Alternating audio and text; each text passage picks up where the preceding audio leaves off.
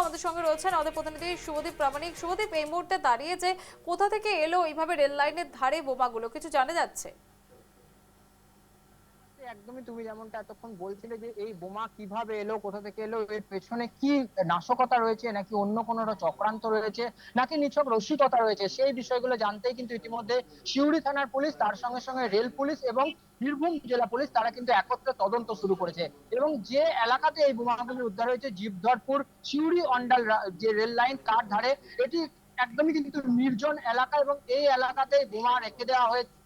এবং প্রত্যেকটি বোমা একসঙ্গে বেঁধে একটি চলতের মাধ্যমে একসঙ্গে বেঁধে দেওয়া হয়েছে। অর্থাৎ যদি বোমা কোনোভাবে বিস্ফোরণ হতো তাহলে সবকটি বোমা অর্থাৎ 8টি বোমাই কিন্তু একসঙ্গে বিস্ফোরণ হতো, এমনটাও কিন্তু মনে করা হচ্ছে।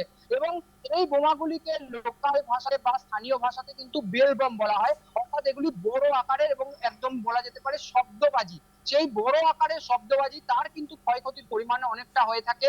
যদিও এগুলি যে বোমা রাজনৈতিক সংঘর্ষে আমরা বারবার দেখি ব্যবহৃত হতে, বা যে ধরনের বোমা বিভিন্ন সময় উদ্ধার হয় থানা এলাকাতে, বীরভূমের বিভিন্ন থানা এলাকাতে, সেই বোমা না হলেও প্রচন্ড বড় আকারের এই শব্দবাজি তার কিন্তু ক্ষয়ক্ষতি একসঙ্গে, অর্থাৎ যেভাবে এই বোমাগুলিকে রাখা হয়েছিল, 8টি বোমা একসঙ্গে একটি সোলসের মধ্যে বেঁধে রাখা হয়েছিল। অর্থাৎ কোনোভাবে যদি একটি বোমা বিস্ফোরণ হতো তাহলে একই সাথে কিন্তু এই 8টি বোমা বিস্ফোরণ হতো। এবং রেল লাইনের একদম পাশে রাখার ফলে কিন্তু এই বোমা বিস্ফোরণ হলেও রেল লাইন ক্ষতিগ্রস্ত হওয়ার সম্ভাবনা ছিল। কে বা কারা এই বোমা কি উদ্দেশ্যে রেখেছে তা জানতে তদন্ত শুরু করা হয়েছে।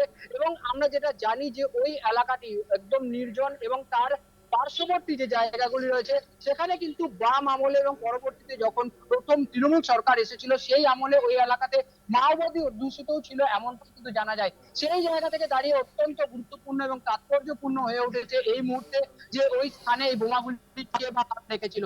স্বাভাবিকভাবে ওই এলাকার সাধারণ মানুষের সঙ্গে জিজ্ঞাসাবাদের পাশাপাশি তল্লাশি অভিযান শুরু করেছে সিউড়ি থানার পুলিশ। এবং এই ঘটনাতে স্বাভাবিকভাবে নড়ে চড়ে পড়েছে বীরভূম জেলা পুলিশ। আমরা দেখেছিলাম যে নির্বাচনের সময় থেকেই কিন্তু বিভিন্ন জায়গা থেকে বোমা উদ্ধার হচ্ছে, অস্ত্র উদ্ধার হচ্ছে এবং রাজনৈতিক সংঘর্ষের কারণের কিন্তু ব্যবহারের জন্য এই বোমাগুলিকে উদ্ধার করা হচ্ছিল। সেই জায়গায় দাঁড়িয়ে এই ধরনের বড় আকারের শব্দবাজি, এই ধরনের পরিকল্পনা মাফিক রেল লাইনের ধারে ফেলে রাখা নিয়ে একদমই সন্দেহ দেখা দিয়েছে এবং স্বাভাবিকভাবে উত্তেজনা ছড়িয়েছে। জেলা পুলিশ কিন্তু তদন্ত শুরু করেছে। শ্যামাশ্রী। একেবারে শুভদীপ, অনেক ধন্যবাদ। এতক্ষণ সরাসরি আমাদের সঙ্গে ছিলেন আমাদের প্রতিনিধি শুভদীপ প্রামাণিক। এবং বীরভূমের অন্ডালে রেল লাইনের ধারে জীবধরপুর গ্রামের কাছে 8টি বোমা উদ্ধার। তবে সেই বোমাগুলি কোথা থেকে এলো, নাকি কোনো রাজনৈতিক অভিসন্ধি, নাকি অন্য কোনো যোগসূত্র রয়েছে, গোটা ঘটনার তদন্ত ইতিমধ্যে শুরু করেছে পুলিশ।